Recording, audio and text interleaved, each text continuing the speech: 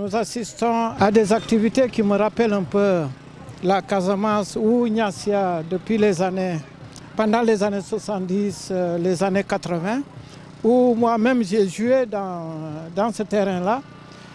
Vous savez, j'habite à 4 km de Niassia. En fait, ça me rappelle ces bons moments où la Casamance était vraiment dans une dynamique d'accélération du processus de développement économique et social.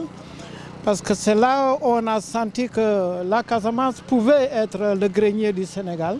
Mais hélas, à partir de 92, cet espoir un peu basculé parce que beaucoup de villages, en tout cas de la commune de Niassia, étaient complètement déplacés. Surtout tous les villages situés le long de la frontière comme Kagit, Bagam, Kassou Sénégal, Badem, Bougnac, ainsi de suite. Donc aujourd'hui, c'est un moment qu'il faut en tout cas renforcer et soutenir et consolider. Il faut comprendre que le processus de paix que nous vivons actuellement, donc l'accalmie, crée beaucoup d'espoir. Aujourd'hui, dans la commune de Niassia,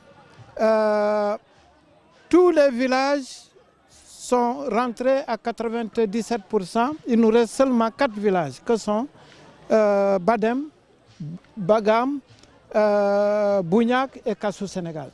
Donc aujourd'hui, il y a toute une dynamique autour de la collectivité territoriale pour que ces villages-là retrouvent la paix.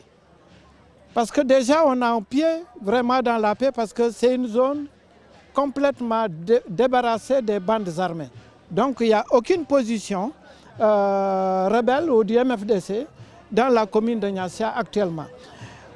Le travail qui reste aujourd'hui, c'est de continuer à renforcer cette organisation aujourd'hui que nous connaissons à Niassia, portée par Oubannou, qui est une organisation sociale communautaire où nous avons les chefs de village, les responsables des femmes, des jeunes, les responsables des bois sacrés. Donc tout le monde aujourd'hui est mobilisé pour que Niassia puisse retrouver en tout cas la paix et la stabilité.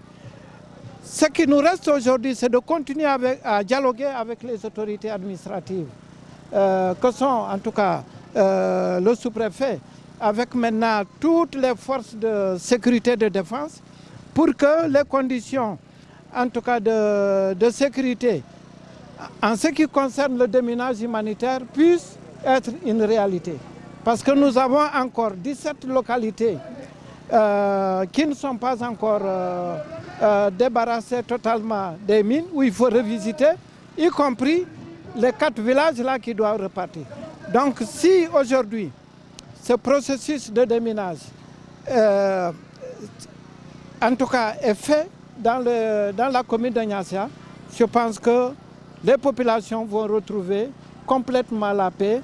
Et c'est à partir de ce moment qu'on va dire que les jeunes, les femmes, en tout cas les personnes âgées, vont retrouver leur dignité parce qu'elles ont besoin de ça. Vous voyez ce qui se passe aujourd'hui. C'est le retrouvail entre les jeunes, entre les anciens. Donc ça commence à créer la vie au village. Et c'est ça qu'on a besoin en Casamance.